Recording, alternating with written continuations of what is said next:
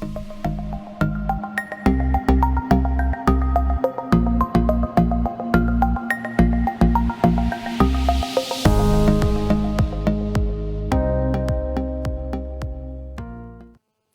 afternoon, ladies and gentlemen. Very, very good afternoon. We're here at the Hilton Hotel in Port Moresby, and so I welcome all of you who have dialed in to the webinar, as well as those who are watching on live stream, Facebook live stream on the Chamber's Facebook page. My name is Richard Kassman. I'm the Vice President of the PNG Chamber of Mines and Petroleum, and I'll be facilitating our conversation today. This is the Chamber of Mines and Petroleum's September webinar, and we plan to run this on a monthly basis. You will recall that in our last webinar, we had our guest, the Minister for Petroleum and Energy, Honourable Karinga Kua, who spoke about the reasons for the government embarking on reviewing our resource laws across both the mining and petroleum sectors. Honourable Kua had undertaken to participate in today's webinar. In fact, we moved the webinar from Thursday to Monday today at his convenience, but he has unfortunately given his apology and won't be able to attend the webinar. Nevertheless, we do have Minister Kua's on audio on our website, and we will encourage people who want to listen directly to the Minister to log on to the PNG Chamber of Mines and Petroleum website, and you can hear him there. The key purpose of this webinar and the objective of today was really to continue to engage with the government, to provide Mr. Kua a platform to engage with both the Chamber and, importantly, the wider stakeholders in Papua New Guinea, the general public of our country. But for his reasons, he's not here today. So we decided to proceed with the webinar with our panel, which includes John Chambers. John is with Santos and a member of the council. Philip Sama. Philip is with K92, former Managing Director for the MRA. And also Mr. Vaughan Mills.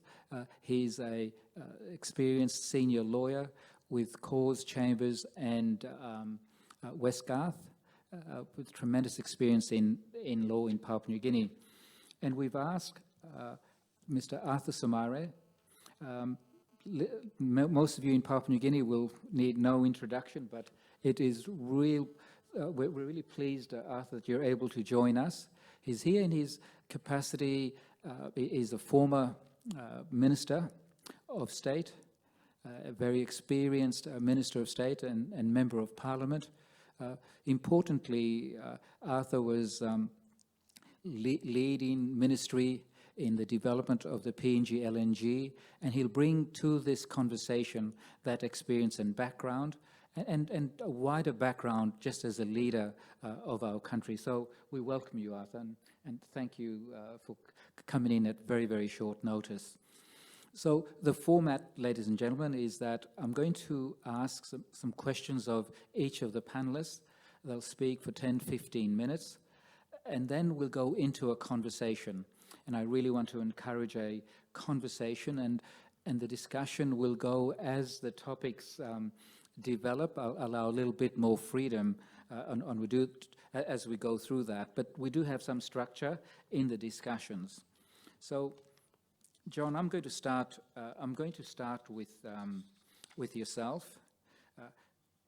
In our last webinar, Minister Kua made it clear to us that the state of Papua New Guinea was struggling to fund its participation in projects, and he made reference to the debt to GDP ratio. And Arthur, just putting your notice, I'm going to ask you to expand on that a little bit as well. But in the context, John, of how Minister Kua proposed that, he said that it's important that Papua New Guinea moves to a production sharing contract system and away from our existing royalty tax system. So, John, Why is the industry pushing back on this, particularly since the systems are well established in oil and gas industry worldwide? This is the PSC system, John. Yeah, Richard, thank you very much for that and for the introduction, and thanks to my other panelists and other members, and particularly thank you to the dialed-in audience on this webinar. I think a really important time for Papua New Guinea, and there's been a lot of rhetoric out there, a lot of it not always so well informed, and I think we've got a great opportunity at the Chamber to try and put out some more balanced information. And I think this debt to GDP thing is really, really important for any nation, but particularly a developing nation like Papua New Guinea. And what debt to GDP is, it's just a simple fraction, the amount of debt a country has over the gross development GDP, basically, which is pretty much the ratio of your debt to your economic size. And there's a simple way to solve it. You can pay off debt, and that will obviously help because you make the numerator smaller, or you can grow GDP, which is probably the preferable way to do it, to grow your economy without taking on too much more debt. And that's probably the way most nations would want to go forward, rather than freezing their economy and just trying to pay off debt. It's very hard to pay off debt if your economy isn't growing anyway. So in order to grow your GDP in a nation, I'm taking a bit of a roundabout talk about bringing PSCs, but to grow your GDP, you've really got to get investment in your country. And you can do that from domestic sources or from foreign sources. But really, countries like in the region, like Australia or Singapore, Indonesia, they've all been very, very successful at attracting foreign direct investment. And that's how they've really grown their economies and got them to a point where they have a very large economies that they can actually invest internally as well. And so what we're really talking about with all these changes is how does PNG really grow its economy effectively, still attracting the investment, but getting the split right so that the state is getting a fair share of its resources benefits. And that is the challenge, and it's not an easy one. But rest assured, to all my friends in Papua New Guinea, this isn't something that's unique to Papua New Guinea. Every country in the world has the same debate all the time. So there's always an argument about what is a fair split to the investor versus the government and the people of a country. So you're not alone in this debate, and it's a complicated one, and it does take a little bit of understanding. So I'm going to talk a little bit about how PSCs work, the pros and cons of them, and why as an industry perhaps we quite like the existing royalty tax system, why we think it is actually a very effective system for Papua New Guinea in attracting investment and also getting very reasonable splits to the people and the state. So let me park that for a while, get back to that. But just as a bit of a context about myself, I'm the general manager for Santos in Papua New Guinea. I'm certainly missing my trips up to Papua New Guinea because of the COVID travel restrictions. I sort of really hope everybody's getting on well up there. I've just had to sit through a very cold winter in South Australia without those regular visits, so that is disappointing to me. But my career has been one that's been spent mainly in developing countries throughout Southeast Asia and South America. And I've worked in a variety of regimes, but mainly perhaps in production sharing contract regimes. So I'm very, very familiar with how they work. I've worked in Indonesia, Malaysia, Vietnam, Bangladesh, India, Trinidad and Tobago in PSC systems, and a variety of other systems in other countries as well. So I'm not here to tell you that PSCs don't work. That would be not correct. But I'll make a few observations about them more from a petroleum point of view. And Philip Somare, who's on the panel, I believe he's going to be talking a little bit later about their applicability to the mining industry. So to start off with PSCs, they're an established system of how a state may run its fiscal system for resource industries, for oil and gas particularly, but they're not a panacea and that will give an increase in government take.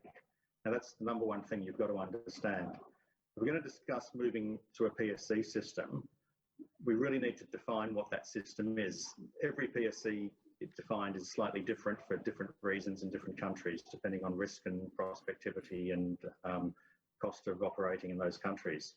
But if you get and it's very, very difficult to actually define the system completely correctly. If you get it wrong, you get no investment. If you get no investment, you don't get your GDP growing in your nation. And one of the things that we've seen and shown at the Chamber is that the direct government take in the resources industry that the government was getting in 2017 was about 20%, was what the resource industry was providing of direct government take. We showed some slides as well in previous meetings where going throughout the 2020s, that would rise at least to 30% of direct government take. And at the last webinar, Sangratnam from Total showed us what the multiplier effect looked like, where there's 3 to 8 times the direct government take, particularly during construction phases of projects, that comes into a nation. So the value of getting projects up is absolutely huge, and they're way beyond what the government sees as direct revenue. It's all of the multiplier effect revenues where contractors, and whether it's caterers or trucking companies and other people, get involved in these projects. And that grows your payroll tax and it grows the opportunities for local people. And why we need to get this right is that if you don't get it right and there isn't investment, although we might be in the industry giving only 20 to 30% of direct revenue to the government, if you use that multiplier effect, it's probably more like 80 or 90% of the total activity in the economy somehow comes back to a resource industry driver. And we saw when PNG LNG was sanctioned that the GDP of the country actually doubled. And I think Arthur will talk a bit more about that later and how that impacted the country. But the critical thing is trying to get that space where we can get these projects up and running so we can enjoy the multiplier effect, and we can provide jobs and opportunities for a lot of people in country and grow that economy, particularly when you've got a population growth rate that's around 3% at the moment. So getting back to PSCs, they are complicated beasts, and you've really got to put a lot of work in getting them right. And if you're going to roll out a PSC regime, you have to have that piece of work already done so that investors can see what they're going to be up against.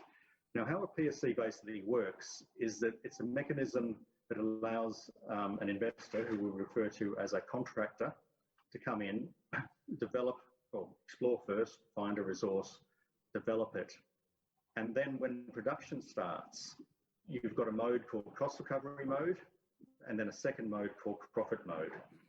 Usually, well, always, the point is that the contractor recovers his costs, his exploration costs and his development costs and his ongoing capital costs. And so what happens is that all the money that's been spent goes into a pool called the cost recovery pool.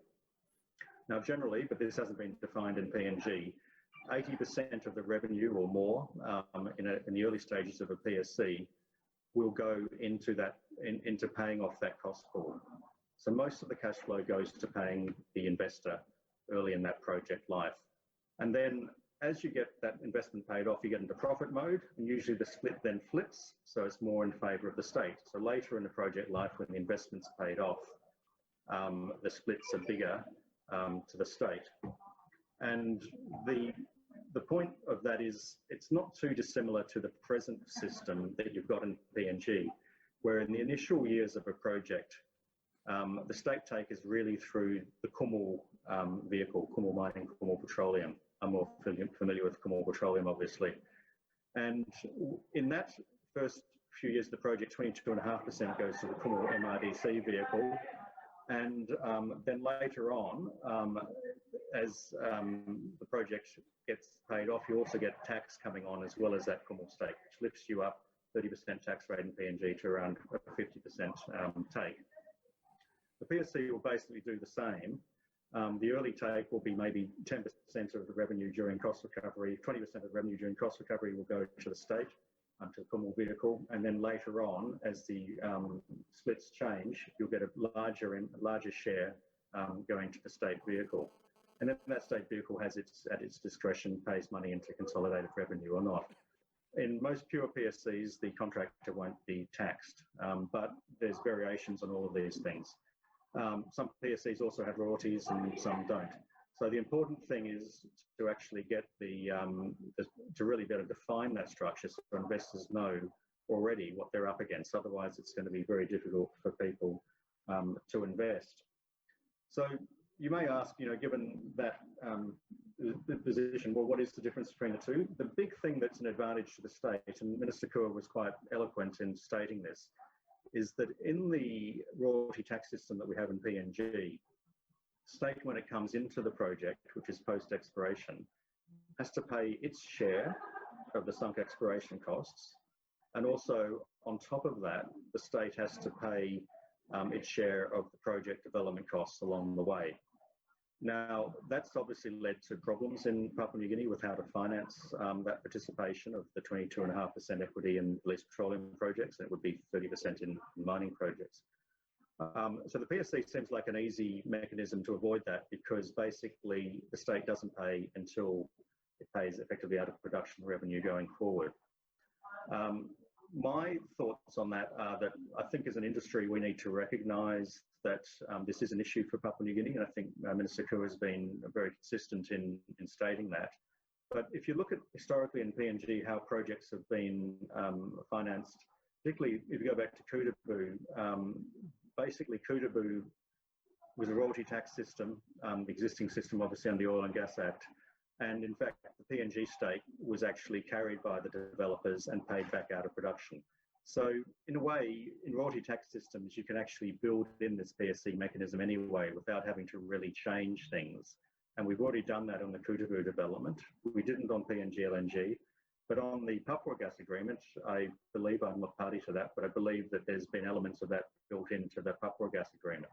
So I think the point of this is that if there is requirements that the state really struggles with, like funding of these projects, it is possible to use what we've already got in PNG and to negotiate that when we're setting up our gas agreements or our oil agreements, to actually work out how the state funding piece can be done through future production. So, so just park that for a moment. We might come back to that later. But getting back to why would the industry be concerned about production sharing contracts? And it basically comes down to efficiency. PSCs are not particularly efficient vehicles to work in or to administer from a state point of view or an investor point of view. And because of that, it means that they're inherently going to be a little bit less profitable because overall take is reduced, and therefore the splits between various parties, whether it's state or the investor, are reduced. But to expand on it a little bit, it's when you're working in a PSC system, what you're effectively spending as a contractor is future state earnings. All right, because you're spending, the state has to pay for what you're spending out of their future share of production.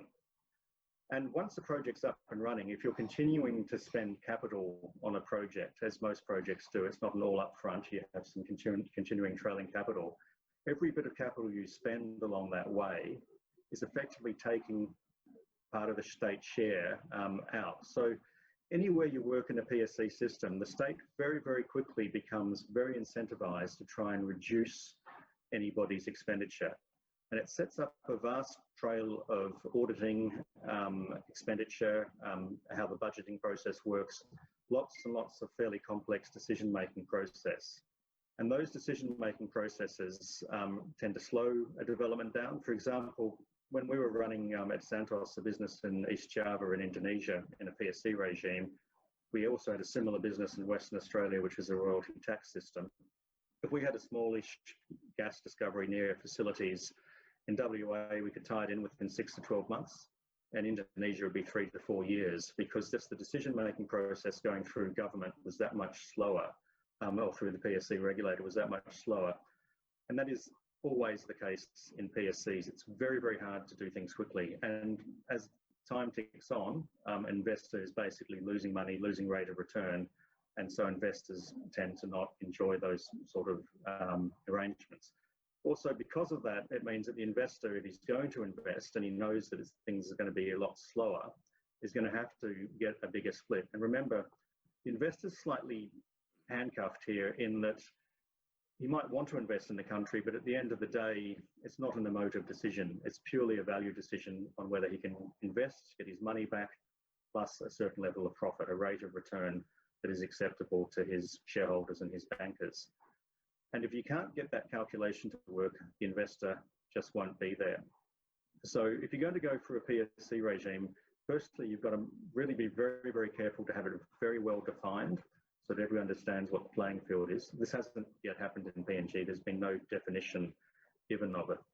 And then on top of that, the investor's going to need actually probably a bigger take than he would have had otherwise in a royalty tax system to get the same rate of return, which will just put pressure on the government take to start with, because you're basically making the profit pie smaller. In both these systems, whether it's royalty tax or whether it's a PSC system, you're not necessarily sharing revenue. You're actually really sharing profit. And this is a really important point that people need to make. In any system that you have, any investor coming in, the number one requirement is going to be using the revenue that is generated to get their investment back. And then they will move into a profit phase. And then the argument that we should be having here is, how is that profit split between the state and the investor in a way that the state gets its fair returns, and the landowners, obviously, in the case of PNG, do as well. So, look, I'm clearly an outsider to PNG.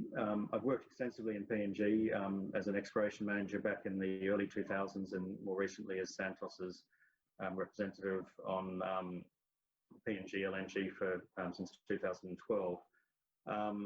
And you know, it's not for me or for any outsider to tell PNG what their system should be. You've got to work that out and make it. But I've got a few comments on how your existing system does work, and it's clearly there are some issues with it, and these are things that we need to address, and forums like this are a very effective way of getting some voices with different opinions out there. But what the existing system is really quite clever at doing, and it's the only system I've ever seen in the world that does this, is that it gives the landowners, through MRDC, a representative actually on the main decision-making committees for any project. So I sit on the PNG LNG operating committee, with there's technical committees and financial committees and other committees as well. The principal committee is the operating committee. And we have a representative from Kumu on that committee, which is Waku Sonk, and we have Augustine Mano from MRDC and Andrew Barry from Exxon, and so on from Oil Search and JX Nippon. So these are, it's an incredible system when you think about it. In other parts of the world, often landowners will get a royalty payment of some sort, but they're not part of the decision-making process. They're not part of that fabric of the actual project. So that's the structure you've got. It's unique, and it actually gives a voice for the landowners and from the state right into the main decision-making committees, which I think is really, really important. The other thing about the existing system, the Department of Petroleum and Energy administers it basically, and it is a relatively simple system to administer. Basically, the company will be spending money and it will get to a tax-paying position. It will then be audited and paying tax. Its activity is regulated by the DPE and the various environmental groups and other things. This system is well travelled, well understood in PNG, and it does work. What we have seen, so I just caution people, changing radically to another system and probably having two systems working in parallel will put a lot of stress on PNG going forward, and we need to really, as a group collective, investors and government, understand whether that's really a great thing to be doing. I will acknowledge as well, I mean, it's commonly talked about, the tax take of projects has perhaps been disappointing, and royalty tax, obviously the royalties are going out. The equity benefits of Kumu and MRDC being in the project are definitely being received. A lot of these projects perhaps are disappointing in their tax take, and that's clearly a problem. I don't actually think in a PSC it'll make any difference though, because what you're talking about with the project not being a tax position means it's probably still depreciating the capital that's been spent in the royalty tax system, so it hasn't got to that profit phase and paying tax. In a PSC system, you'd have the same thing happening, in that if you hadn't got to complete cost recovery, you would still be having the lion's share of the revenue will be going to the contractor, not to the state. And really, it won't make a whole lot of difference to you either way on government take. So I think the move to PSC, in summary, we've got to be very careful. It's not a panacea that's going to give us an instant fill up on government take somehow. We have a pie that's a certain size. It has to be split to pay off the investment and then a profit split between the investor and the state. We can engineer that through either system, but going to a PSC will bring in a lot of uncertainty, which will stall investment for a while. When it's established, it's less efficient than a royalty tax system and much harder to administer. And if you're not a regulator familiar with administering these, you'll probably find that companies that are more expert at working in these regimes will certainly be able to advantage themselves out of them. So I don't think it gives you an easy way to a bigger government take. It's a lot more complex, and I think it will just slow down investment into PNG, which will have a huge follow-on effect on the growth of the country. So in summary, the existing system is really good, but it needs tweaking, and we need to address some of those issues that the good minister raised at the previous webinar, particularly around how the state's funded and how long it takes to get state taxes being paid. But before we try and change anything too radically, we should really make sure we understand what it is we're changing and what we're leaving behind, and make sure we've defined something that is actually going to work. And at present, I don't think industry, mining or petroleum has seen how that is going to work. I'm also remain unconvinced quite whether landowners fit in a PSC system, but maybe some of the later speakers might be able to talk to that. So, Richard, I'll hand back to you. That's probably enough as a sort of introduction on PSCs. Yeah, no, thank you very much, John, and appreciate that. And then this is a great time to bring you in on the discussion, Arthur. I think we're heavily involved in the PNG LNG. That was a mega project, well in excess of $19 billion US.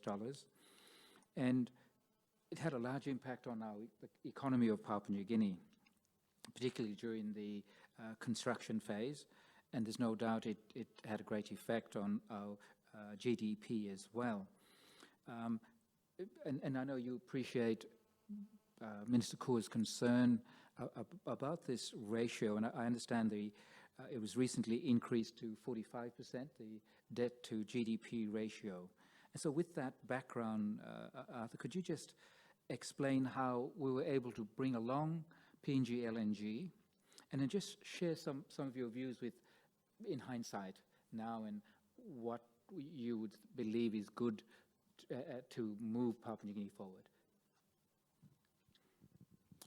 Thank you, Richard, and thank you for that question. I think I'll start off by saying that the existing system, if I could borrow John's segue into this, we have a predictable, a certain regime that gives us absolute clarity and certainty for external investors to invest in Papua New Guinea and appreciate that they will get a return on their investment at the phase of development of the project and when they actually move to production.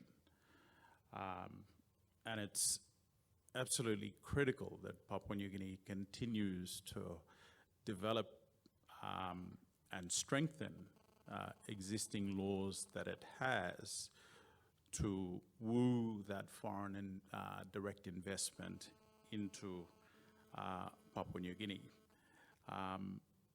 And that, I think, it is because of the existing legislation that allowed for people outside of Papua New Guinea, especially the investment community, to look at the resources that were available in PNG, to look at the credibility of the companies that had associated itself with the resource in the likes of ExxonMobil, Santos, Oil Search, Nippon Oil, and have certain confidence that they would want to develop a gas resource in PNG when PNG was previously only an oil-producing province. We had not quite arrived at the juncture where we were a gas producer. So in the gas space, it was PNG's first foray into trying to secure investment coming into PNG. But with the branding and the names of the corporate that were there and the certainty and clarity about the legislation, what the state take would be, what the corporate take would be, the corporates then were able to make an application to the government of Papua New Guinea and said, we'd like to move now on effectively 8 of our licenses, and we'd like to commercialize first gas within Papua New Guinea. So at that particular stage, the laws in Papua New Guinea enabled the corporate to then offer back to the state through a mechanism which is called the back-in option. And the back-in option today allows Kumul Petroleum Holdings to enjoy the benefit of early revenues since production has started from the PNG LNG project. So it is that particular certainty in legislation that allowed for the corporate then to offer that particular interest to the state. It was for the state then to say, how do I realize the value in that particular option? Well, there are tools that the state need to use. And those tools are the open book economic model that will be provided by the corporate, and also an information document called an information memorandum. Well prior to the project, the information memorandum basically gives the project description. So how many kilometers of pipe will you put down? How much resource is to be used? How much gas do you need to underpin the economics of the product, the project, the gas that would underpin the economics of the project? All of that was necessary information for government to have. And the project, together with the project owners, passed that information on to the state, the open book.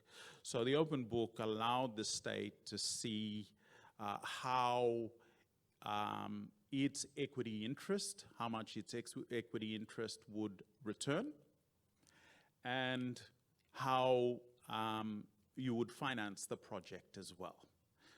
Important tools for the state to move forward. So the undertaking for the PNG LNG project after that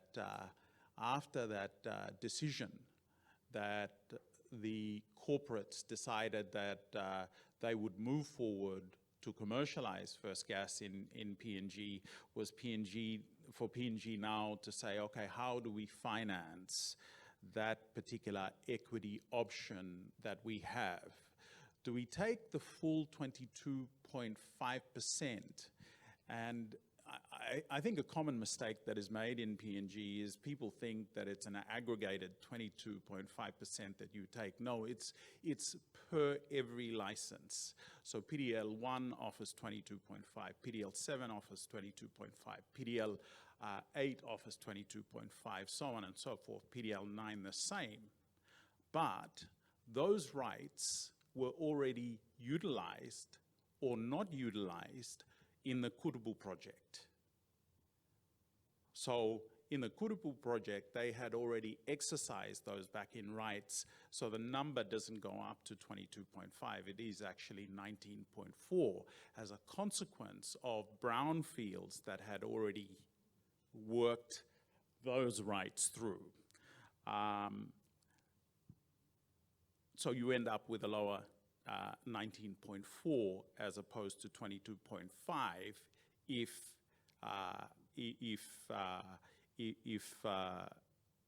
people thought that it was a whole 22.5. No, there are 4 brownfields, there are 4 greenfields. Only the greenfields rights were exercised. And if you aggregate those together amongst the 4 greenfields, it'll end up at 22.5. But if you couple that with the brownfield, obviously the average and the number goes down to 19.4%. I think that point just needs to be made, Richard, on this one, because it's been a matter of much contention over the years. With regards to that particular equity going forward, for the PNG LNG project, the project was project financed.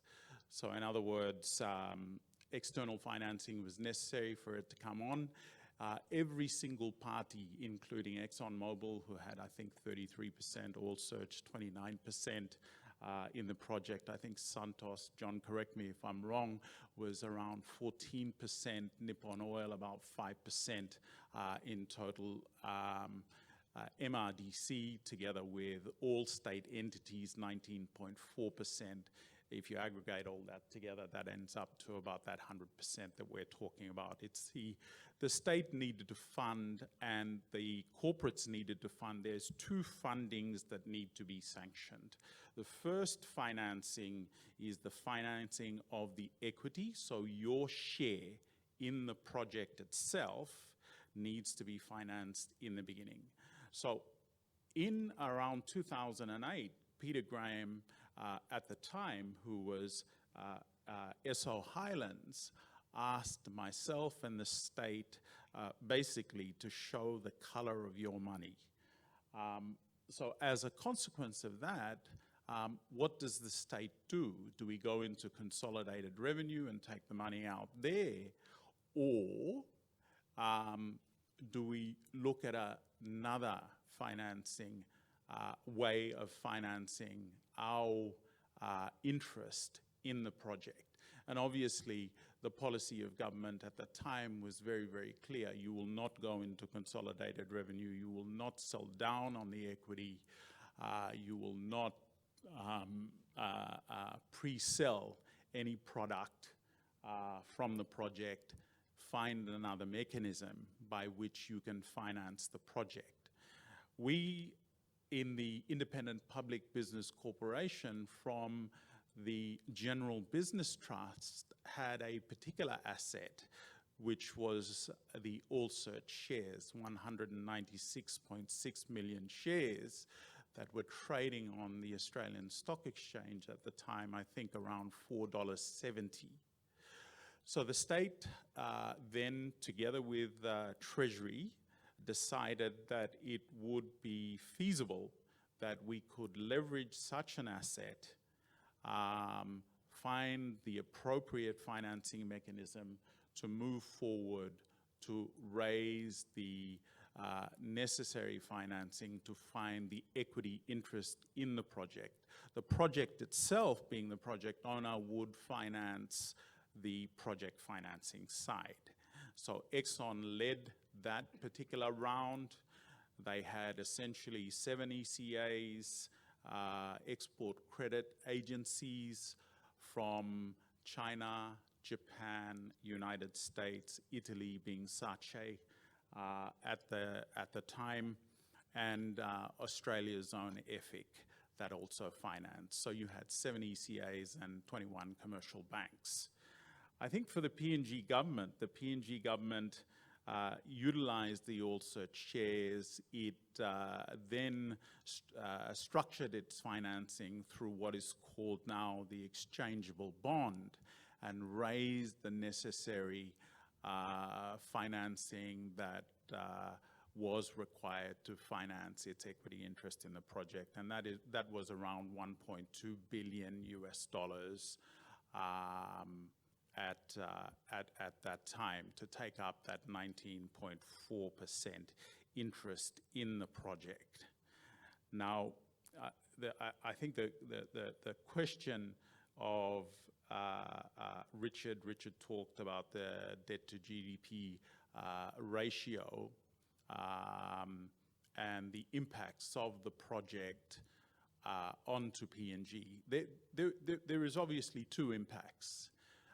The first impact is the huge capital spend of 20 billion US dollars that would flow into the PNG economy. The job numbers that it would create, the multiplier that John talked about in the economy itself. So effectively what we did at that time, we also engaged in a study with Deakin University through Dr. Mark McGilvray to conduct a study to look at the impact of the early capital spend, and also to look at the back end, because PNG goes through these fantastic boom and bust cycles, to look at the back end of what the impact of a huge project would be. Would it create the Dutch disease in PNG? So a study was put together to look at that. So you looked at the issue of the impact on Forex, you looked at the issue of the impact on the labour force and the labour market and the availability of skilled labour set in PNG, the issue of infrastructure that PNG had available within PNG to take on such a project, and whether at the back end you'd get this fantastic cost escalation as a consequence of having too small a skill set in country, as opposed to having the skill set necessarily available, which would have kept the costs down. So at the front end of the project, you had this 20 billion spend. Now, the 20 billion spend that we saw in the PNG economy, I think we still enjoy some of that impact today. The infrastructure in Port Moresby and other parts of the country can certainly see that. That doesn't come from production money. That's not coming in from taxes at the moment. That's not coming in from revenue directly from Kumul. That is as a direct consequence of that foreign direct investment that rolled into PNG one day.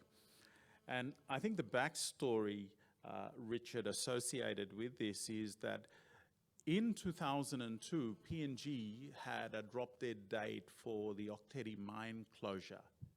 So it was a do or die for PNG. It was about revenue certainty in the economy, and if we did not convert on the next big project, then where would the PNG economy be today? It's almost a question like today. If we do not convert on the next big project, where would PNG's economy go to? Just on that point, Arthur, just if you don't mind, I just want to come back to in your time, the government, there was the oil search shares that was able to be utilised by the government at that time. I think right now, Minister Kua is saying, perhaps without assets of that nature, do I need to go? So I just want to understand this. How else can we finance it in 2020 going forward? Because I think this is the issue whereby Minister and the government are saying, we don't want to go into debt, we don't want to increase our debt to equity ratio, we need to find a way to fund it, and in the mind of government, current government, production sharing contracts will give that opportunity. Can we just focus around that, please? Certainly, and I think if we take a lethargic approach, we'll go down a particular path. But I think that like the oil search assets that's set under the General Business Trust, we today have a fantastic asset in the PNG LNG project that is actually into cash flows right now, that has fantastic cash flows. Many, I think over 500 ships have already left the shores of Papua New Guinea that generate revenue to the Kumul companies. So if we were to leverage the Kumul companies at this stage as we leveraged the General Business Trust and the Oil Search shares in 2007, 8 and 9, we would be able to finance our projects relatively easily. Any project, we would be able to finance the Papua LNG project, we would be able to finance the Wafi-Golpu project, we'd be able to finance the Pinyang project. But would that be off the state's balance sheet? That would be revenue that comes in to one of state's entities. So yes, it is the opportunity cost is, does that revenue go into consolidated revenue right now, or does it just sit on the balance sheet of the Kumul companies? At the moment, it sits in the balance sheet of the Kumul companies. I think there have been some small dividend payments that go in, but state can certainly leverage that particular asset to be able to finance the next mega project and start to stimulate the PNG economy by attracting that foreign direct investment in. Okay, we'll come back to the issue of Kumul Petroleum Holdings. I think that's an important discussion for the people of Papua New Guinea, where we talked of revenues coming into Kumul Petroleum, and then this issue of previous treasurers saying, I haven't received this money to consolidated revenue yet. I think if we can come back to that. I'm just going to bring in our next speaker, Arthur, and that is Vaughan Mills. And Vaughan, what I'd like you to just talk to us about is the organic law on the equity of minerals and hydrocarbons. You've heard from Arthur, and I think we can build that a little bit. So Vaughan, if I can just hand across to yourself, please. Sure, thanks very much, Richard, and thanks for the opportunity to be involved in this webinar on such an important subject. I thought what I might do is first of all explain to our audience what exactly is an organic law. I'm sure a lot of people are wondering actually what this thing is, what this creature is, so maybe I'll explain a bit about that. Then talk about some of the provisions in our constitution that are relevant to this organic law. And then some of the legal uncertainty, I think, that this organic law or this proposed organic law might bring to the sector. So first, what's an organic law? So just to give everyone a PNG law 101, if you like, there's a hierarchy of laws in Papua New Guinea, starting with the constitution at the very top, then a level below that, although at a similar level of entrenchment are organic laws, and that's the proposed law that we're considering at the moment. Beneath organic laws are acts of parliament, they're ordinary acts of parliament, and then beneath them is the common law or underlying law as it's known in Papua New Guinea, which is essentially case law and the cases that come out of courts in Papua New Guinea and also other courts, English courts from the date of independence. So what's different about an organic law compared with a constitution or an ordinary act of parliament?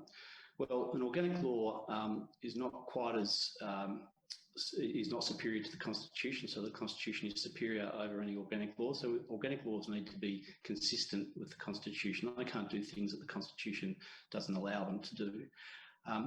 And constitutional law, the constitution and organic laws are entrenched in the sense that to change them or to make them requires extra things to be done, extra sittings of parliament, longer time periods, longer notice periods, higher majorities to pass them in a parliament, as opposed to an ordinary act of parliament, which ordinarily would be passed by just a majority in the Parliament without any special notices or periods of time to consider. So hopefully that gives people a bit of an understanding of what an organic law is and what this particular piece of proposed law is about. There's a couple of provisions in the Constitution itself that are relevant to this organic law, and I want to mention them just very, very quickly. First of all, Section 212B, which is a relatively short provision, but it's the provision in the Constitution that gives the Parliament an ability to make an organic law about minerals. And it says that it confirms the state owns all resources in their natural state in Papua New Guinea. And then it goes on to say that an organic law may make further provision in relation to those minerals and the state's interest in those minerals. So that's the power under which this organic law is made. There's also another provision in the Constitution that's quite relevant here, and that's subsection 3 of Section 100. It says that nothing in a constitutional law, so that's the Constitution and organic laws, nothing in them may enable the Parliament to divest itself of legislative power. So that's quite an important provision, which I'll come back to in a moment. It's quite relevant to our proposed organic law that we're considering here. Another relevant provision, Section 53, which is about not compulsorily acquiring property without compensation. Again, I'll come back to that in a moment. So why is Section 212 and Section 100, subsection 3, important to us here? One of the features of the organic law is to essentially confer all regulatory power in relation to minerals and the state's interest in minerals into either the MRA, which currently exists, or the proposed new National Petroleum Authority. And what the proposed organic law says in its own words is that that regulatory power is ceded, or it's ceded irrevocably by the state to those entities. So perhaps you can see that there may be an issue there with this regulatory power, which is essentially a legislative power, being shifted entirely into the MRA, or the National Petroleum Authority, and whether that is consistent with those provisions of the organic law I've mentioned. Because it goes, at least I think there's a question about whether the organic law goes beyond making further provision for the state's interest in minerals, to completely giving that power away to other entities. So look, I think that's an important thing, I think, for the government to consider and the Parliament to consider in terms of the certainty of these provisions as and when they go further through the parliamentary process. The other provision that I mentioned is Section 53, which is a very important provision in Papua New Guinea's constitution. It prevents the state from compulsorily acquiring any property of a citizen of Papua New Guinea, other than in accordance with an act of the Parliament or an organic law. And then it's got to be for a public purpose where it's reasonably justifiable in a society like Papua New Guinea, and there needs to be just compensation paid on just terms. Now, the proposed organic law has all of the opening words around it, if there's a compulsory acquisition of property, that it's for a public purpose and there's going to be just compensation and so forth. But there's actually no detail about that at all in the organic law. So for me, it raises a question about whether there's adequate provision in this organic law around these issues. And it's particularly relevant to landowners and surface rights, because the organic law doesn't deal at all, the draft organic law doesn't deal at all with surface rights. And that's to be compared with the current law in the Oil and Gas Act, or the Mining Act, and indeed in the Environment Act in relation to hydropower projects, or indeed the Land Act, where there's the compulsory acquisition processes generally available to the state to acquire land for public purpose.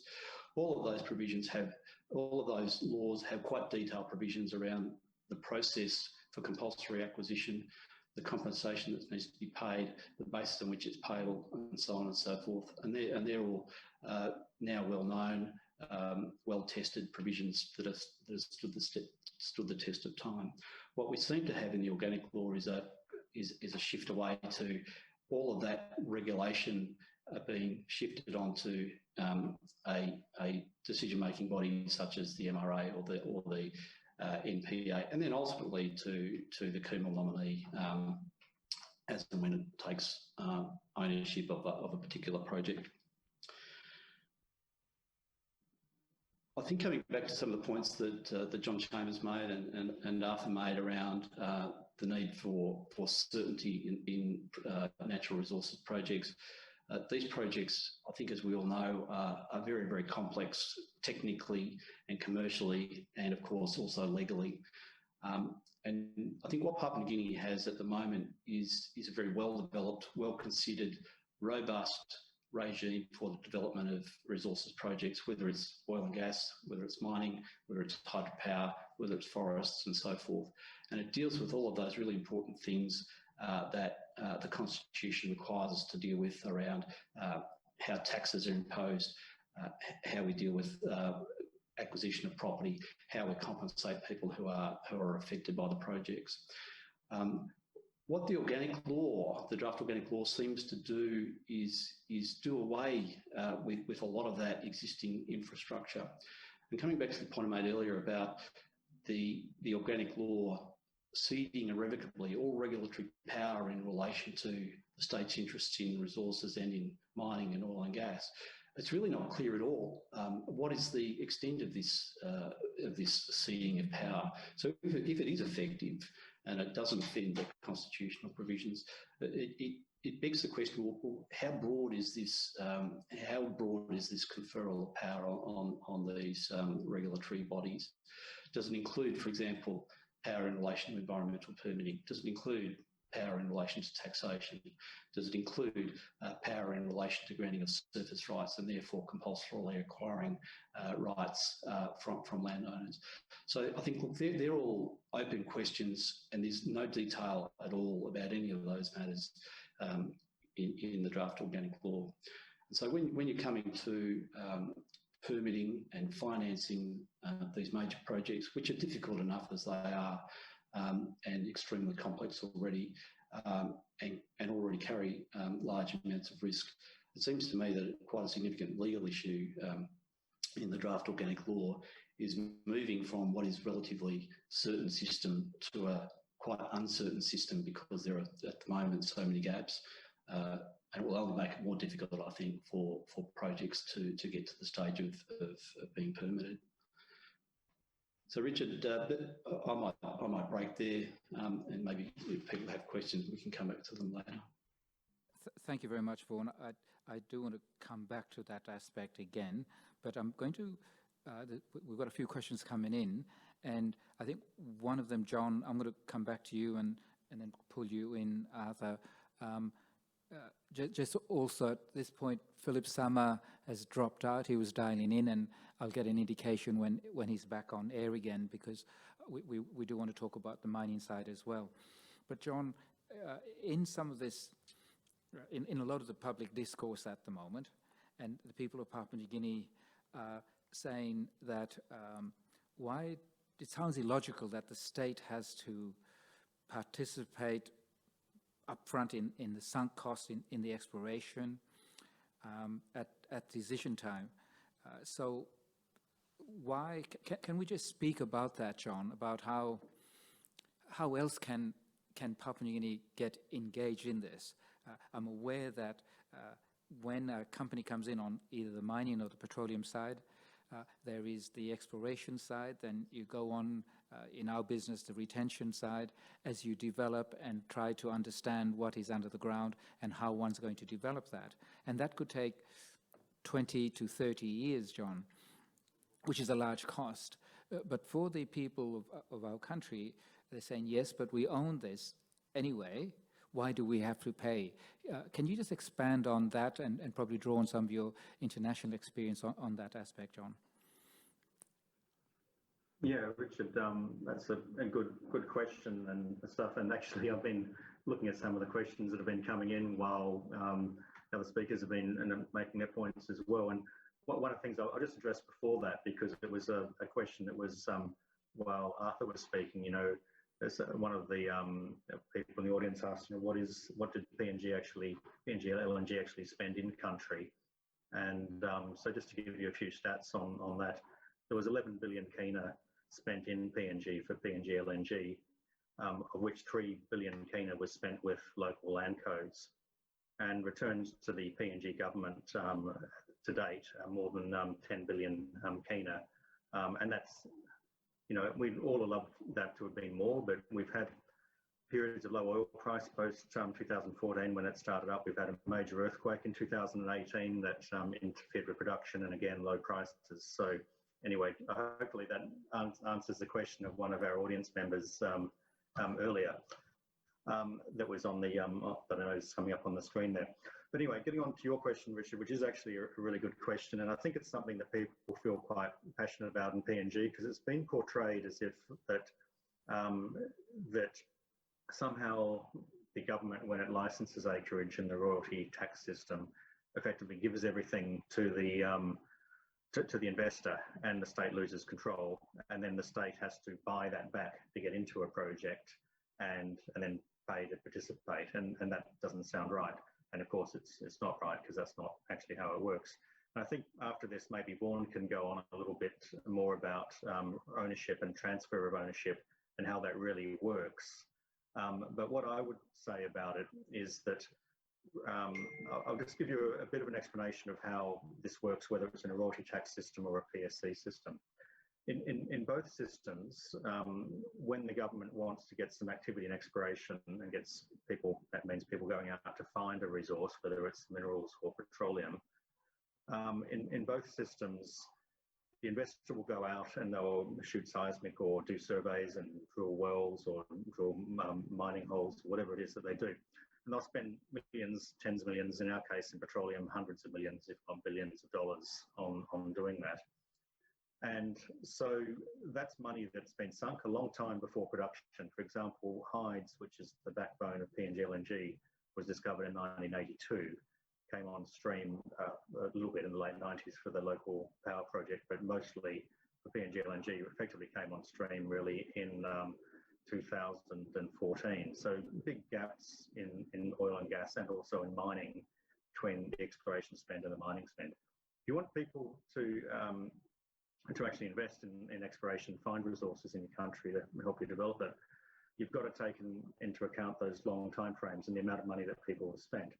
So in a PSC regime, that cost that you've spent there will go into the cost recovery pool, and when production starts, you will pay that back. So there's no free lunch in a PSC system. You still pay for that sunk exploration cost. In the royalty tax system, the difference is you pay for it, but you pay for it when project is sanctioned, just when development starts. In both cases, you don't pay for unsuccessful exploration. So you're paying for you're paying your sunk cost of a successful exploration in that permit for that project.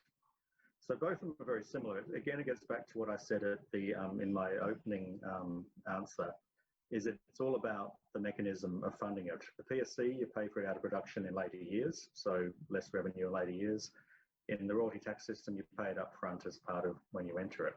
The beauty of the royalty tax system, and what you've managed to do in Papua New Guinea, back in the Kutubu project in the 90s, and more recently in the Papua project, you've managed to actually say, well, the state's not really very happy about paying those costs. So basically, what you can do is you can reach an agreement to pay those costs out of production in years to come.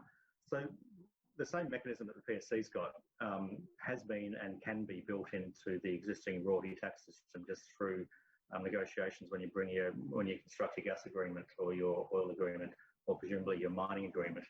So you don't really need to go this whole hog into the PSC thing. You can actually do that, solve that problem within your scheme. It doesn't actually matter which scheme you go to, you're always going to have to pay back those exploration costs, because that's just the nature of investment. So there's no panacea here, as I said before. The PSC system doesn't stop you paying those costs. You just pay them out of production later.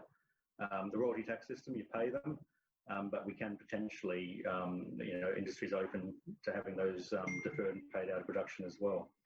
So, I think it's a bit of it's an emotive issue, obviously. It's been characterised that the state has to pay to get back into its own resources.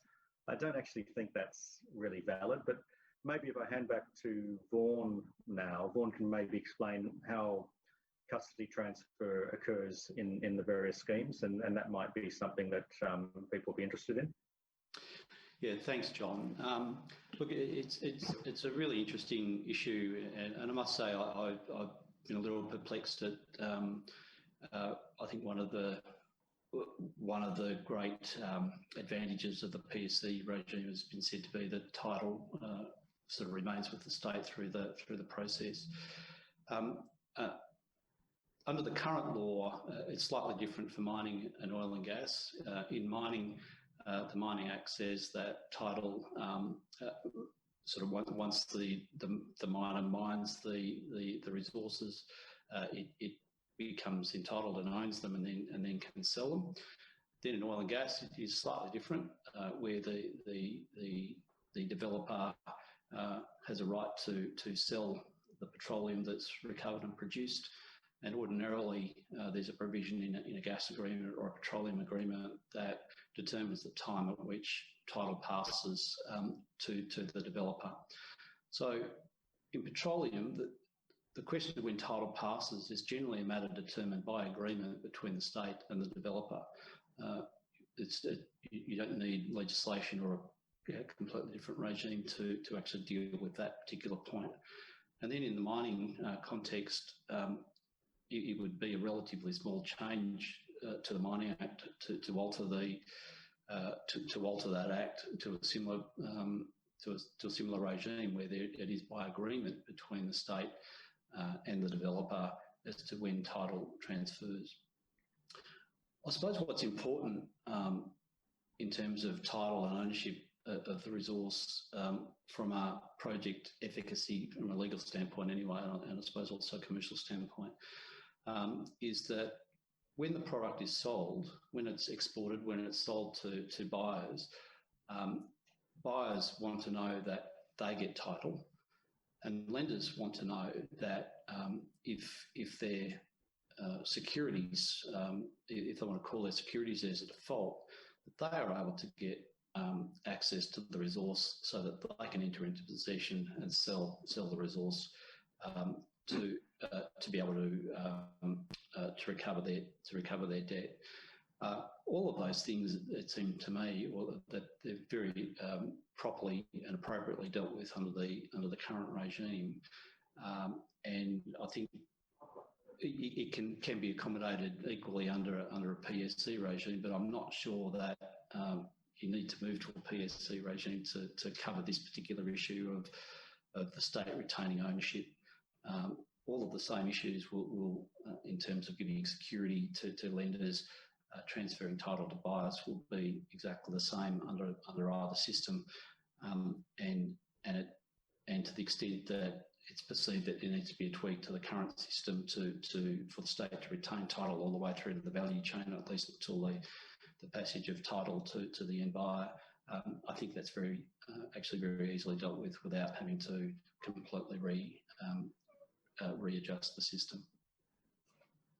One of the key things is, on the subject of equity, like the current system in both mining and petroleum, landowners and provincial governments and local level governments are well recognised and catered for, articulated in both pieces of legislation. At this stage, the organic law doesn't give us any indication on that. Can you expand are they right out of the picture, or do they have to negotiate with, in the case of petroleum, Kumul Petroleum, with Kumul Mining? Is that how you read it at this stage? Albeit we haven't got the full legislation yet. Richard, it's a really good question, because I think, frankly, the answer is we just don't know. There's no detail at all. What we do know is, as I've said earlier, there's purportedly a complete ceding of regulatory power to regulatory authorities, and then later, when Kumul exercises its rights to come into a project to the Kumul nominee. So I think all we can presume at the moment is that, given that complete transfer of regulatory control and management and authority to those entities, they'll be the ones that deal with those issues. I think you rightly point out that whereas under the current regime, and again, it's a little different from mining and oil and gas, but under the current regime, there's a clear articulation of landowners getting a particular percentage of equity and also royalty, and that's quite clearly articulated and defined. Everyone knows what it is. Landowners have an opportunity to participate in the project. As John has pointed out earlier, they get on the operating and management committees and so forth. And also there's a very, very clear regime for how landowners are compensated in addition to royalty and equity benefits for the displacement that they suffer from their land because of the development. We seem to be moving to a system where none of that is articulated at all. And while there may be further detail to come in further legislation, it's not clear that we will get any detail at all, because, as I said, the organic law seems to suggest that all of this decision-making and all of this power and all of the regulation of these matters is to be dealt with by either the Mineral Resources Authority or the National Petroleum Authority, and then later the Kumul entities. Yeah, and that's important, Arthur. I'm not sure if you're hearing anything in the political space on that fundamental, because under the existing laws, as the existing laws cover equity, cover surface damage, as we talked about earlier. There's a wide range. We articulate social mapping, landowner identification, how we develop that. That's not clear right now. And then at the same time, both John and Vaughan have spoken about it be Kumul Petroleum or Kumul Mining. Under the existing law, Kumul Petroleum, which is receiving revenues and profits from projects, are they accountable under the Public Finance Management Act, and therefore accountable to the Parliamentary Accounts Committee? How's that? Can you just elaborate for our audience about what you understand for Kumul Petroleum now, and how can we get more transparency? And perhaps it goes back to the issue of the genesis of financing for PNG LNG as a consequence of how we need to structure the financing moving forward, because one of our bigger lenders was obviously the World Bank, ADB. There was an issue of negative pledge that became a significant matter for the team working on the financing for the state. So effectively we had to quarantine some of those issues associated with the negative pledge to a mechanism that was created where an SPV could then carry the equity. That's a special purpose vehicle. It's a special purpose vehicle where that liability was not seen directly on the balance sheet of government, so it was an off-balance sheet transaction. As a consequence of that, some may argue that, well, you've given more independence to Kumul. No, the issue is the initial benefit or the initial asset that was utilized came out of the General Business Trust, and that was the Oil Search asset. Was that in Petroleum? Before the creation of Kumul? No, it was Proton? the General Business Trust that held the Oil Search assets has one shareholder, and that is the government of Papua New Guinea. The people of Papua New Guinea own that particular asset. So that particular asset was completely leveraged to finance Kumul's entry. It is therefore reasonable that Kumul be absolutely accountable to the Public Accounts Committee, be absolutely available for scrutiny under the Auditor General's office and be absolutely accountable to the Ombudsman Commission as well, because the asset always belonged to the people of Papua New Guinea, the initial asset that was used. But Sir John Pundari, in his capacity as chairman of PAC, found that he had no, the Public Accounts Committee had no authority or jurisdiction to inquire into Kumul Petroleum Holdings. I hear what you say. I'm going back to the genesis Okay. of where of how the financing of that equity came out from in trust law, and I think lawyers would be better would be more familiar with this. If an asset is taken out from the general business trust, fair compensation must be returned into there. Now, I think laws were developed that basically extinguish that as an obligation, but it is my belief that that should have never happened. Right. So, because a couple of months ago, Kumul paid 200 million kina to the state, but there is this thought that Kumul continue to enjoy and are holding large dividend payments from PNG LNG, which is a small, and what they're giving to government is a small percentage. I do know in conversations with the previous treasurer that he was concerned and not happy that he wasn't getting any monies from Kumul Petroleum into consolidated revenue.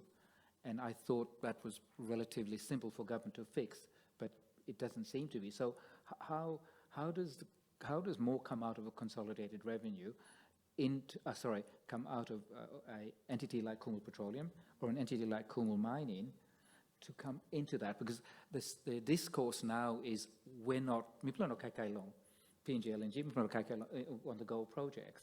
And there is a perception that changing the organic law will be able to feast more.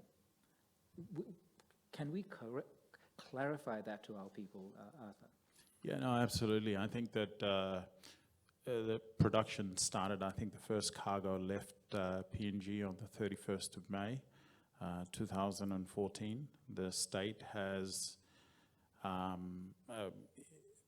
total of 19.4% in PNG LNG, 2%, 2.78% of that belong to the people of Hela and Southern Highlands, all the PDL license owners. The residual that's left over, which is 16.38%, goes directly to Kumul. Kumul is not the operator. The operator will deduct its cost, and there may be cash calls,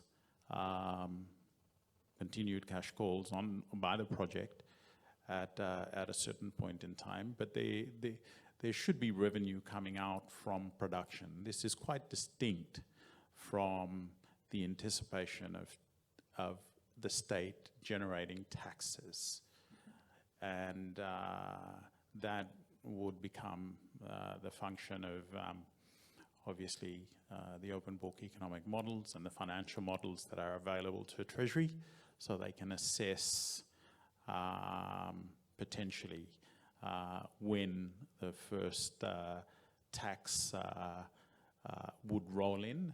John can comment about that, but right now Kumul enjoys the benefit and the benefit of getting monies in to the companies from the proceeds of sale, and they've had over 500 ships that have already left. So the benefits of the proceeds of sales should equate to, I think, 16.38% of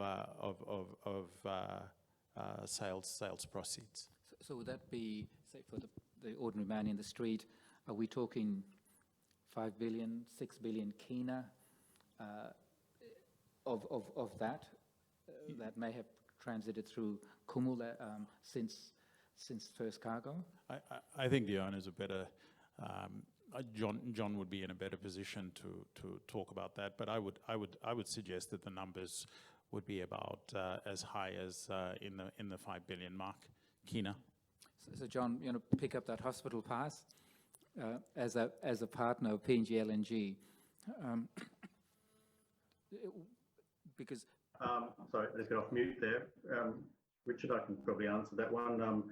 5.6 billion kina has come to Kumul since the project started production in May 2014, as Arthur points out. So that money definitely flows. But Kumul has other investments and things that it does, and it probably also has to prepare for expansion projects because, as Arthur has pointed out, it doesn't need to go back. It doesn't want to go back, perhaps, to consolidated revenue as a source of funding.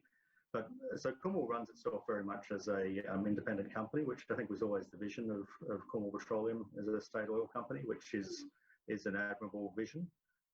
Maybe in a later webinar we can get them to explain that. I'm sure at some of our early conferences we've heard the former chairman of Kumul talk to how it's structured and how it works. But it's certainly, in our view, and this is perhaps one of the pieces that has clouded the debate a little bit in PNG. A lot of external analysts and big groups that should know better don't count the Kumul take as government or state take. It's our view very much in the investing community that is state take, and that 5.8 billion kina or 5.6 billion kina that's come into Kumul over the recent years of the project is actually state take. Now, the state has its options of what it does, whether it leaves some in Kumul, whether it all goes to consolidated revenue, however it does. And as Arthur says, the people of PNG, through that one shareholding, own Kumul entirely. So that is, in our view, state take. Now, and that's where a lot of the misinformation has been given on PNG when they look at the take and they just look at the purely taxation take and the royalty take. They don't look at that Kumul take. They get a very low figure. And a lot of the politicians in PNG have been misinformed that their system is actually not particularly good and not effective in terms of state take, that it's low.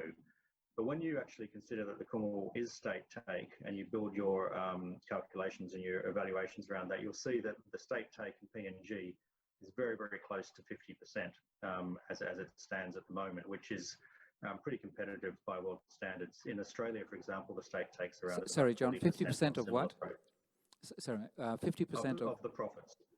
Of the actual take of the profit, basically, yeah.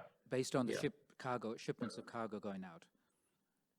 Yeah. So at the moment, well, the cargo, as Arthur said, there's operating costs and other things to be paid off as well.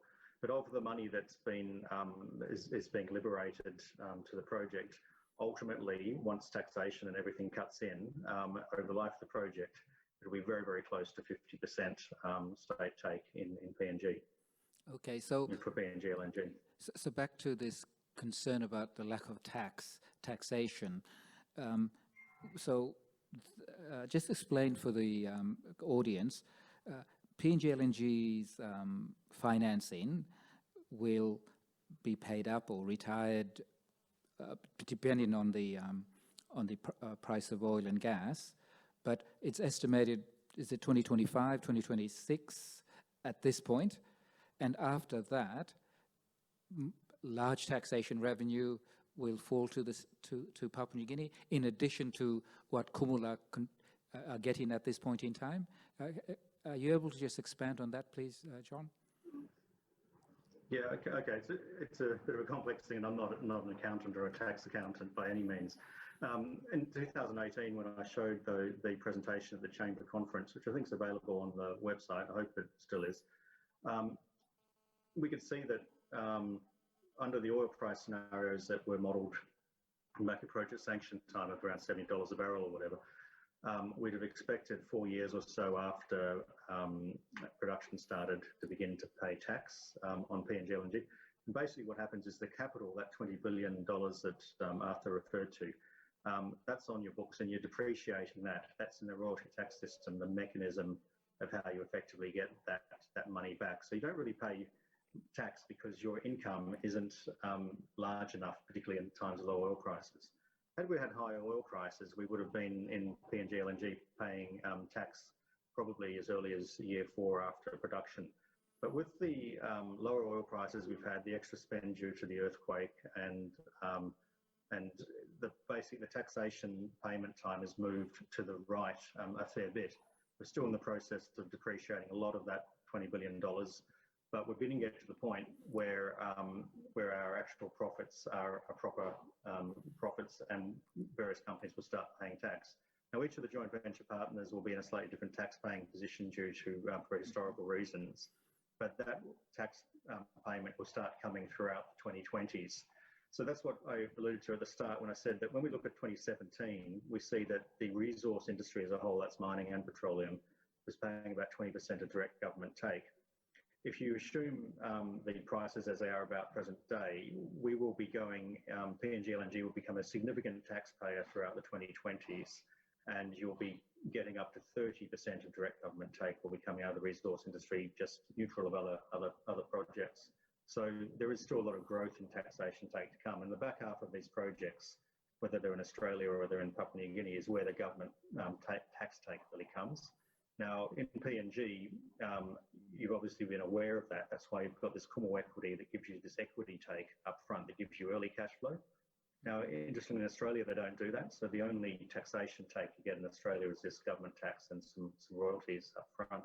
So the PNG system is certainly a lot more favourable to a state than the Australian system, because it's giving you that Kumu share up front. But I mean, I think everybody will agree the taxation story has been a little bit disappointing.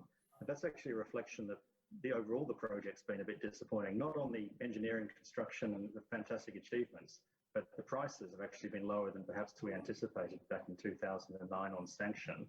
And therefore, our profitability as investors has been less, and that's reflected in the state's taxation take has been deferred a bit to the right. It's as simple as that. But because these projects have got, they go for 30 or 40 years, you know, you've got to really be looking at it on life of project. And something like PNG LNG, although it's been a bit disappointing on tax take up front, over life of project, this is going to be a fantastic steady revenue source for PNG. Albeit, as the prices go up and down throughout the years, you'll get fluctuations in the actual earnings that the state sees through tax take. But you're also going to always be getting that approximately 20% take that's coming out of the Kumu MRDC share, which is in our mind government take. Yeah, and I think that's very important for our audience to appreciate. We are earning money via Kumu Petroleum. We're earning money via MRDC. Yes, I think the industry needs to acknowledge the issue with taxation, but that's not about the industry or not its business. But over a 40, we need to look at the perspective, and Arthur, this is what the wisdom of the government at your time looked at, that 40-year life of the project, and that's what's important. And I think one of the issues is where we have a life cycle, Arthur, of 5-year life cycles of members of parliament. There is this couple of things. One is perhaps the lack of appreciation, lack of background of how we brought those projects to sanction and construction and production, and then the innate nature of politics that I need to deliver something during my term and my 5-year term, and it brings us a shorter perspective and perhaps impatience at this point in time. So what's important is for a state to look at multiple projects coming in or a flow of projects, and I think that was what the previous government's view was, that we had PNG LNG, that Arthur was a greenfield project apart from some of the oil, and then it was a foundation project. And I think Papua is come along, Pyongyang is there, Papua is still, there needs a few things to be sorted out in Papua. But as a government, do you expect the government to improve its, I don't like the word take, but have an improved position based on experience now that we've had a major project like PNG LNG, we've got Papua, we've got Pyongyang to come along. In the mining side, we're a very experienced mining country, and I guess the state, we have a lot more experience in mining, and there's a expectation that we need to improve for Papua New Guinea. If you could just expand on that, and in a measured way, how should we be looking at this as political leaders? Yeah, I think, thank you, Richard. I think with any new project, and especially a foundation project, a first mover project, there will be concessions that that government will necessarily consider on the fiscal term sheets as we negotiate a fiscal term sheet. But with a second project that comes on, obviously the markers are already in the sand. You can only improve from the last project. The state also has to consider the issue of aggregation. So what you're basically doing is you're aggregating on each project value. So there's a value proposition on each project. There is a benefit that the state will receive vis-a-vis taxes, vis-a-vis landowners through royalty, and as their participation in equity. That increases from one project to the next project, and as you aggregate it, the pie becomes bigger. And the PNG economy as well enjoys that benefit. So to answer your question, should there be an increment? Yes, there's an expectation that the foundation project may have given certain concessions, and as John has stated, if there is if there's an economic benefit split of 50-50 on the first one, you expect that there will be an increment, not too high where you would scare that foreign direct investment away from the shores of Papua New Guinea, because Papua New Guinea is not the only country in the world that offers oil, gas. There are other competitive regimes that are out there, and we compete in the in that sort of environment. We've got to have a regime that is predictable, that is certain, that is stable, a judicial system that is also that supports contract and contract law, that allows us to bring that investment in. And I think political leadership in our country should work very hard to woo and secure that type of investment to assist in growth in the economy. Okay, and I think we in the last half hour we have, and this is to all the panel, the government has a slogan, there is a desire, there's a very strong sense of nationalism and patriotism. And what I'm hearing from the panel today so far is that we have existing laws. We need to, I think, and let me just put my Vice President's hat on of the Chamber. What I'd like to make clear at this juncture is that the Chamber is not against the state reviewing and reforming its laws. I want to make it categorical that the Chamber understands and appreciates that it's a prerogative of the state at any time to review its laws, including the laws in the extractives, the mining and petroleum. And the Chamber has been very consistent in this position. In fact, we've been discussing changes to the Mining Act and Petroleum Act, Taxation Act, Environment Act. These have been going on for over a decade. So the Chamber has always called on and demanded, in fact, engagement and participation so that we can have a situation where we have a better understanding. And I think when Vaughan spoke, Vaughan, you talked about some important structural changes, such as to an organic law. What's perhaps important now for the state is to perhaps pause rushing these organic laws through Parliament, and then developing, and I'm going to open this up, developing a white paper on this. I think we understand the state has, and the Prime Minister announced a policy position in his statement to Parliament last Thursday. And he talked about the things that Minister Kua spoke about as well, this issue of how do we finance our investments in the extractives without adding to this debt to GDP ratio. How do we get more out of our projects? How do we as a country and we as a people participate more? The Prime Minister in this policy statement also talked about the infrastructure tax credits, John, and I think that's perhaps there's a lot of misunderstanding on how that works. Prime Minister was right.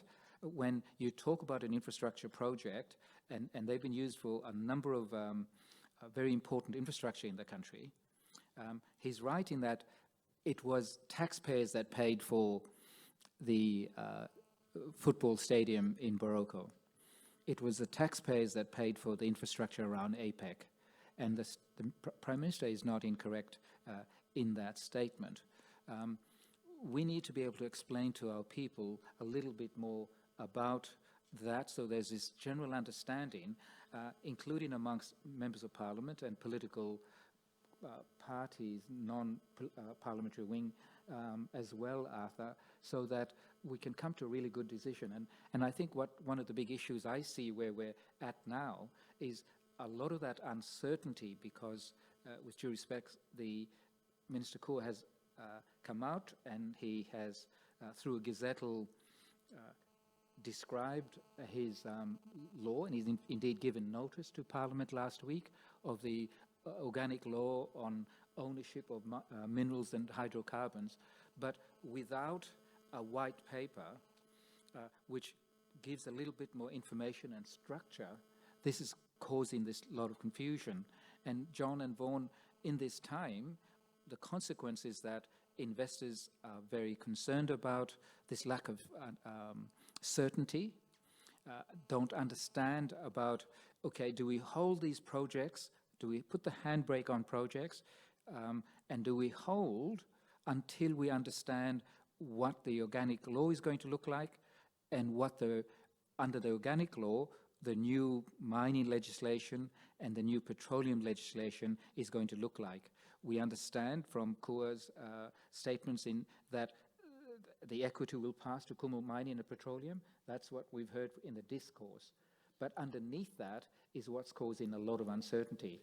Yeah, so Arthur, as a politician, is the process that government gives a former politician, has a white paper on an initiative like this, and where does it articulate that proposed structure and the consequential thing? Because in this uncertainty, nobody will invest until we see the end legislation. How can we help the government with this in terms of a process? Thank you, Richard. And John, before you jump in and before Vaughan jumps in, I'll take the opportunity, since Richard's already offended me by calling me a politician. I'm a former politician.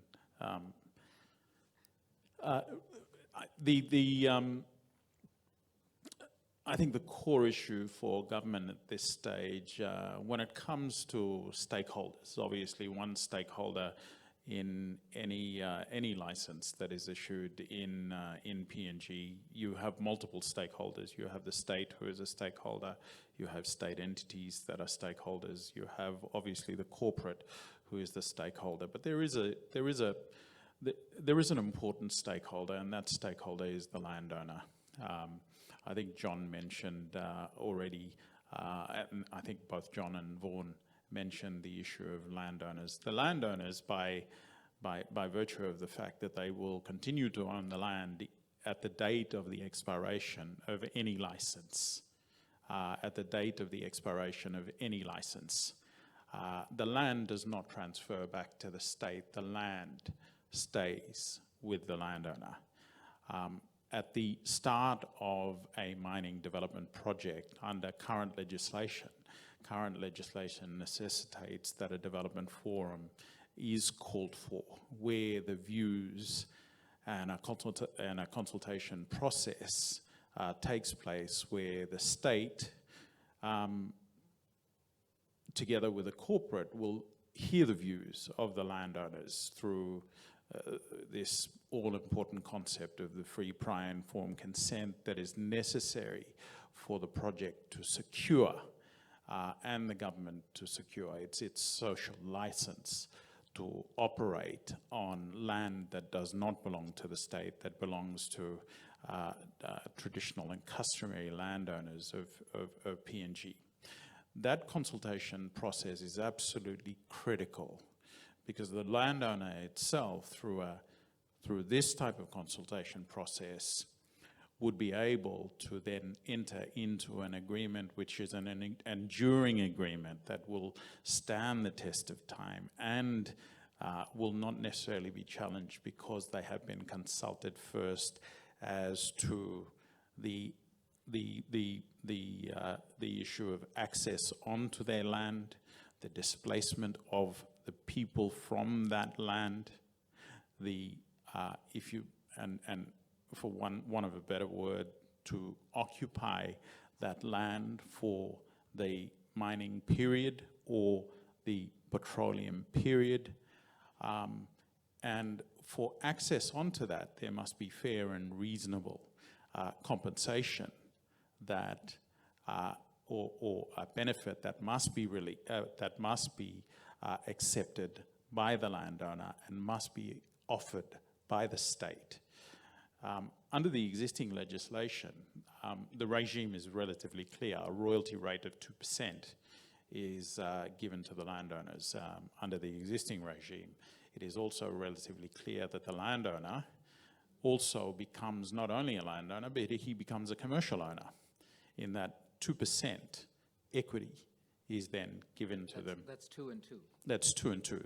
So 2% royalty, 2% equity in any new petroleum development license as it goes forward. I think in mining it may be 5%, but I could be corrected.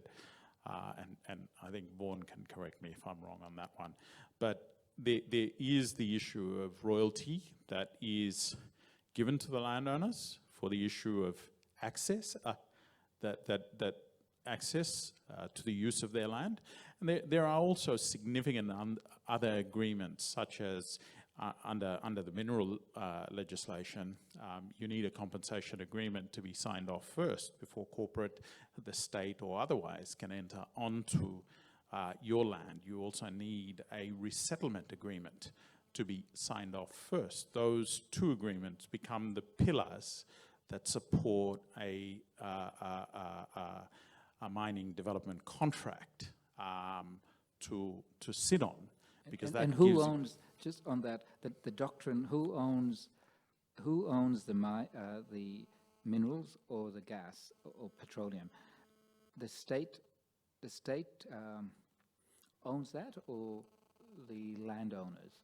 Well, for the purpose of this discussion, just expand. Well, very clearly, the state owns the minerals, owns the hydrocarbon. But for the state to extract, it must access land which is indigenous and tribal. It must access traditional and customary land. And for you to access and occupy for a period of time, there must be fair and just compensation. Right. Yeah. So Vaughan, you want to just pick that up, because that in the public discourse, we're talking about equity, we're talking about ownership. Can you just expand on the law of Papua New Guinea and just take on from what Arthur just mentioned? Certainly. Can I start by saying I think Arthur has given us a very clear and correct explanation of the situation. I might slightly correct Arthur in one sense, and that is to say that landowners never give up their ownership of the land. Presently, an oil and gas tenement or a mining tenement merely confers on the holder of the tenement rights to go onto the land, to exploit the resources there, and then impose obligations to clean up and remediate before the developer leaves. The land always remains owned by the landowners. They're compensated for the loss of the use of the land from being displaced from the land, and in addition, as Arthur's explained, there are royalties and equity, and they become commercial owners in the project. as an incident of being landowners in the area where the project is being developed.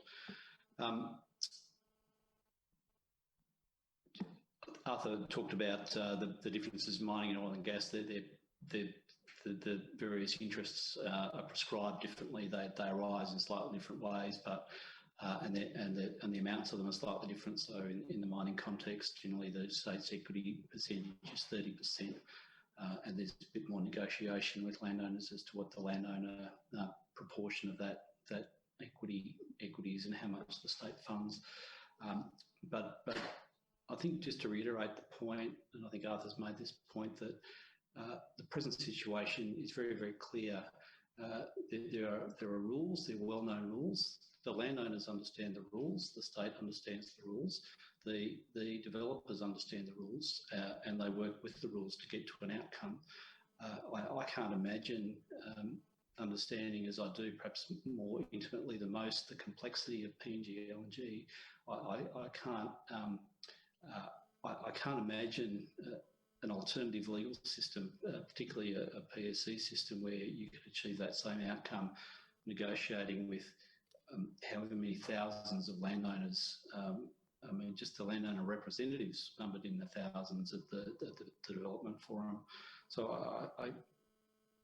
I just think that shifting to a new system in a hastily really brings great uncertainty to the development of future projects, whether it's in 5 years or 10 years or 20 years, just because there's no tested road, I suppose, to how you get to these very, very complex outcomes. And I think if the rules all get changed, people, or indeed if the rules aren't there at all, there's no clarity on the rules, and at the moment there isn't any clarity on what the rules might be going forward, then I think it just makes it extremely difficult to build a robust legal structure around a project, particularly from a landowner standpoint. Thank you, Vaughan. And I'm going to go to you, John, in terms of how developers would look during this period of uncertainty. And then, Arthur, I'll pass to you to give some concluding remarks on, and if we could be so bold as to advise the government on, what would next steps be if we were able to sit down with Minister Kua and Prime Minister Marape? Hypothetically, what key points would we raise with them with obviously utmost respect? John, just from a developer's perspective, as we come to conclude this, give us some concluding remarks on, we've talked production versus the current regime. What are developers looking at whilst they hold a foot on the brake and watch this play out in Papua New Guinea? Okay, yeah, Richard, thanks for that. And just a quick one to follow on, because we were just talking about landowners and stuff, which I think we all recognise is an incredibly important part of the stakeholder framework in PNG. I mentioned before the project would have paid 5.6 billion kina into Kumul accounts, but it would have also been 1 billion kina into MRDC accounts. And that's to date. And if you look at the tax to date on PNG LNG, it's about 1.4 billion kina, which is probably a bit low to our expectations, but nevertheless will rise, as I mentioned before. And in 2019, the project would have returned 2.2 billion, or has returned 2.2 billion kina to the government of PNG, which is a pretty big amount of revenue. It would have been about 5.5 billion kina if we'd had the oil prices up at $100 a barrel. And once we pay the loans off, sorry, John, was that in 2019 financial year? Sorry, John, was that in the 2019 financial year? Okay. That's the 2019 financial year, yeah. Once we paid the loans off per year, the project, at about $75 a barrel, the project will be spitting out around about 7.5 billion kina a year to government. And by government, I mean royalties plus equity share to Kumul plus the tax that we've been paid at the time. The big sort of thing that I think people need to be aware of, there is no tax holiday on PNG LNG. It just isn't true. That's not reality. PNG LNG is depreciating its capital will eventually be paying tax. There's no tax holiday on that project. So I think that's one of those statements we hear far too much about. But getting back to the discourse on the PSCs and things, and I think we talked a little bit earlier on about the complexity of PSCs administering them. They are very difficult to administer.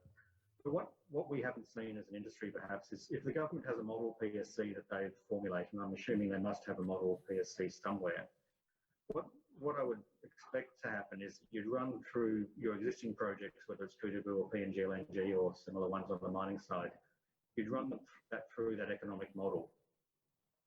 And then you'd be able to say, okay, based on our model PSC, if we did PNG LNG again or Kutubu again or whatever it was, this is how the government take would look, and this is how the investment take would look.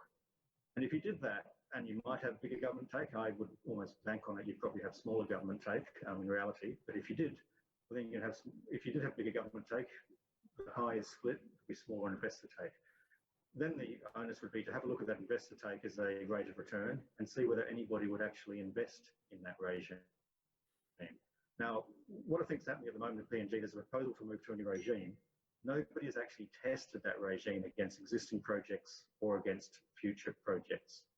So we don't know whether what is being proposed by the Minister is actually an improvement for government take, and if so, is it such an improvement that you get no investment? Therefore, PNG suffers much worse than having had investment in poor fiscal terms, perhaps. You've just got to get that balance right, and I think that's why I think, as Richard pointed out, engagement with the Chamber, working on maybe a white paper or something to get to really understand what's involved and how the government's present problems can be solved. That's what's really the important step at the moment, rather than rushing into legislation that might lead to a no investment. And I'm not sort of threatening no investment. I think all of the people that work in the investing companies, whether it's myself or people at Exxon or Oil Search or JX Nippon, you'd be surprised when you talk to people. Most people are very bought into their PNG dream. I think we all want to see PNG succeed as a country.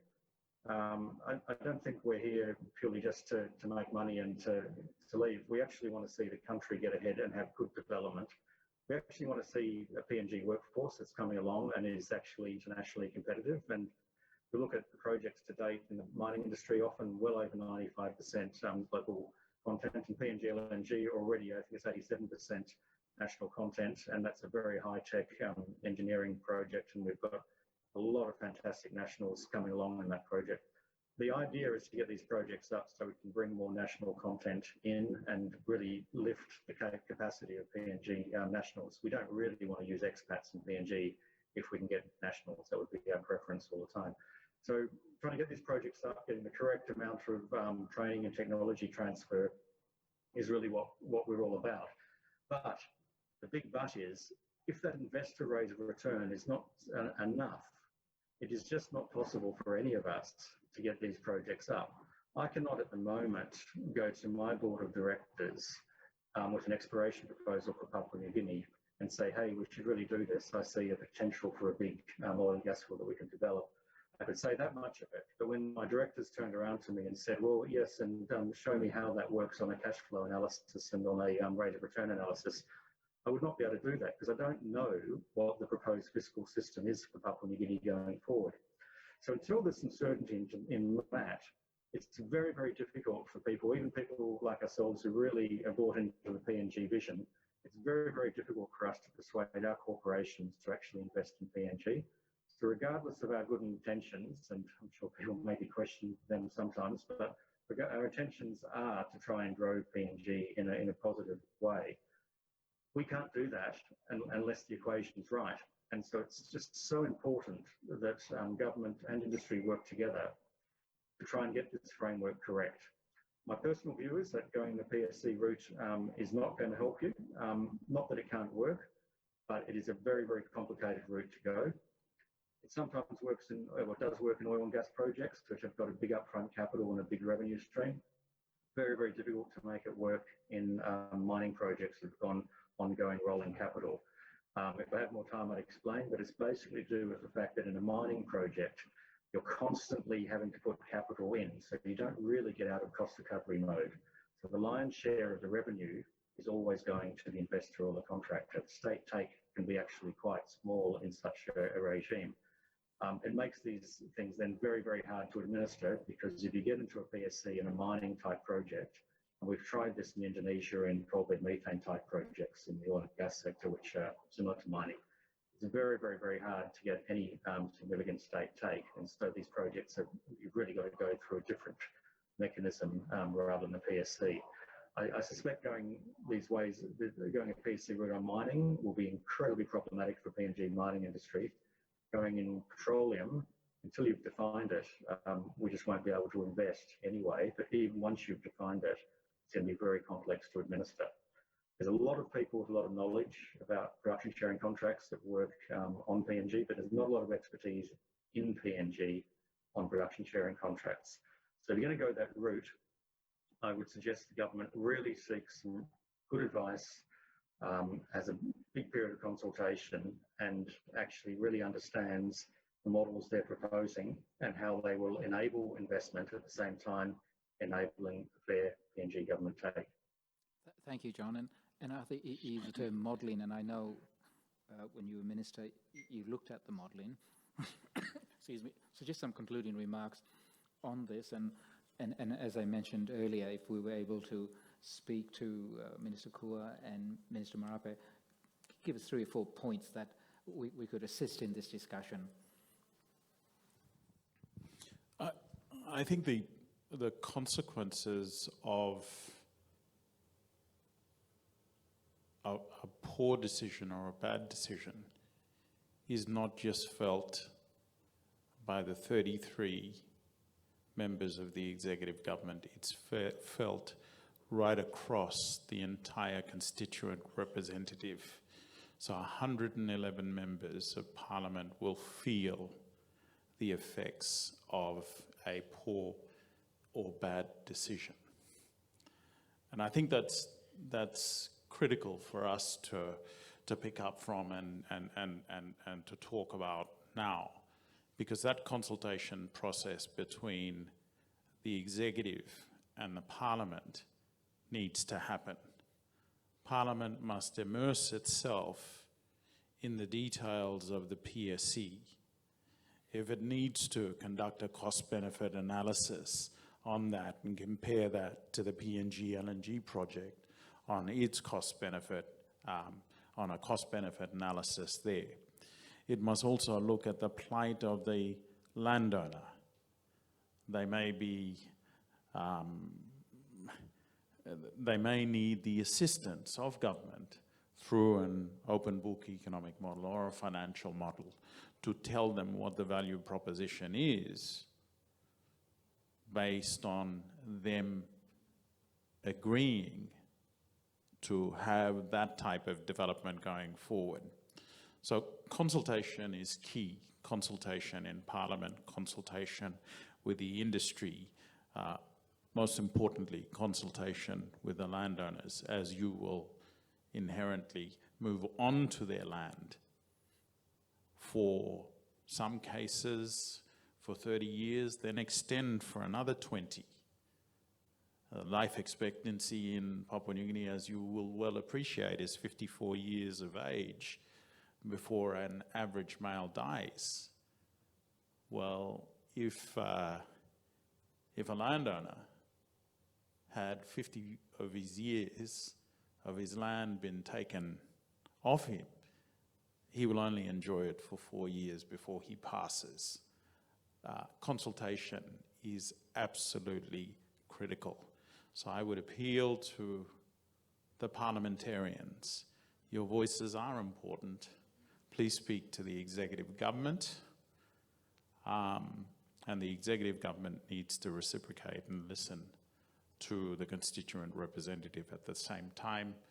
Perhaps a select parliamentary committee of sorts could be something that Parliament may consider, so that it could immerse itself in the details of this regime, of a new regime that will impact the lives of many more Papua New Guineans, as well as investment coming into this country. So I think I'll end my talk there. Thank you. Yeah. No, thank you very much. That was most useful. And we have come to the end of our webinar.